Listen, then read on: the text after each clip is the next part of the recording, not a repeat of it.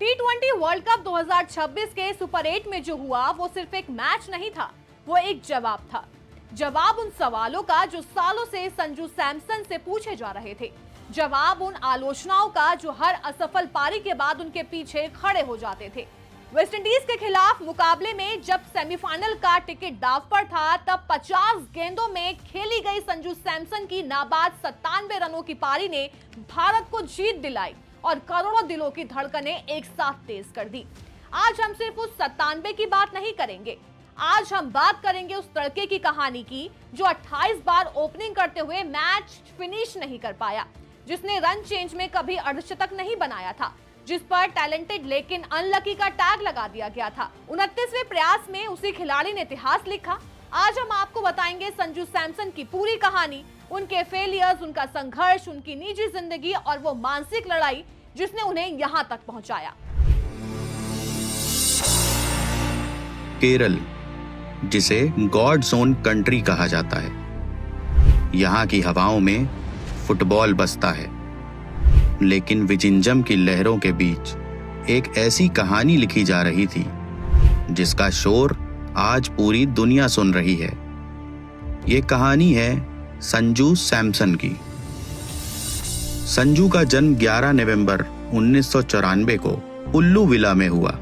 पिता दिल्ली पुलिस में थे, इसलिए बचपन दिल्ली की गलियों में बीता।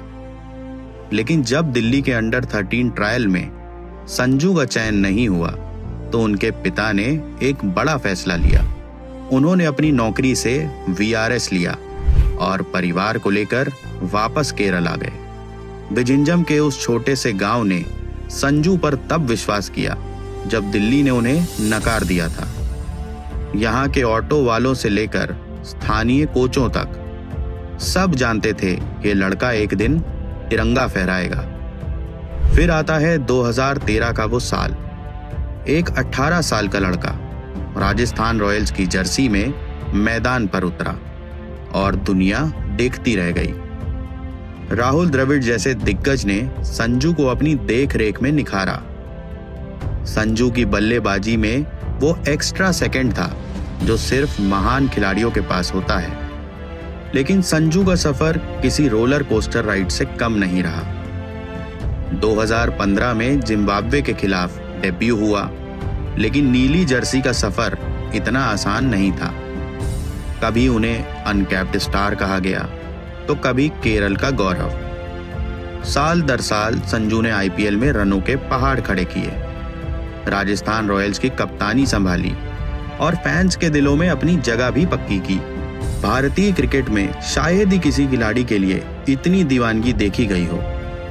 संजू का मैदान पर शांत रहना और उनकी मूक शक्ति ही उनकी पहचान बन गई। संजू को टीम इंडिया में जगह मिले, इसके लिए लोगों ने खुद सोशल मीडिया पर संजू के रिटर्न के नाम के कैंपेन तक चलाए।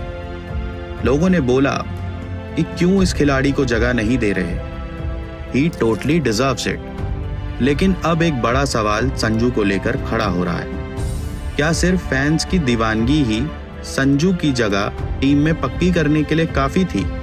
क्रिकेट एक बेरहम खेल है। यहाँ आज आप नायक हैं तो कल शून्य पर। हाल ही में न्यूजीलैंड के खिलाफ टी20 सीरीज में संजू के साथ भी यही हुआ। जहाँ उम्मीद थी कि वो अपनी जगह पक्की करेंगे, वहाँ उनके बल्ले ने साथ छोड़ दिया। स्कोरबोर्ड पर दर्ज हुए 10, 6 और 0। आलोचनाओं के स्वर तेज हो गए। महान बैट्समैन सुनील गावस्कर ने तो यहाँ तक कह दिया कि संजू के पास फुटवर्क की भारी कमी है, वो सिर्फ खड़े होकर ऑफ साइड में रूम बनाने की कोशिश करते हैं और अपने तीनों स्टंप्स एक्सपोज कर देते हैं। गावस्कर के साथ ही मोहम्मद कैफ ने भी संजू की कंसिस्टेंसी पर सवाल उठाए।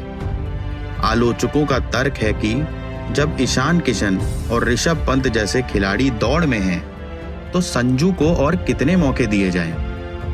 क्या संजू अपनी तकनीकी खामियों को सुधार पाएंगे या वो केवल आईपीएल वंडर बनकर रह जाएंगे?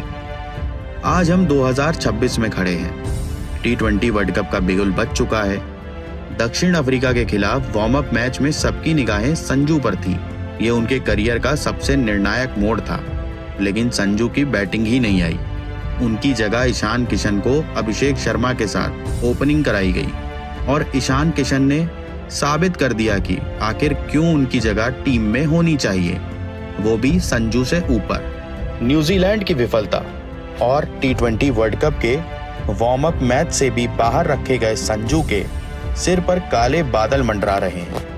संजू की लास्ट 10 पारियां देखें तो उन्होंने साउथ अफ्रीका जैसी टीम के साथ टी20 में बैक टू बैक शतक जड़े, लेकिन उसके बाद की 9 पारियों में उनका स्कोर कुछ यूं रहा: 39, 24, 3, 37, 10, 6, 0, 24, 6।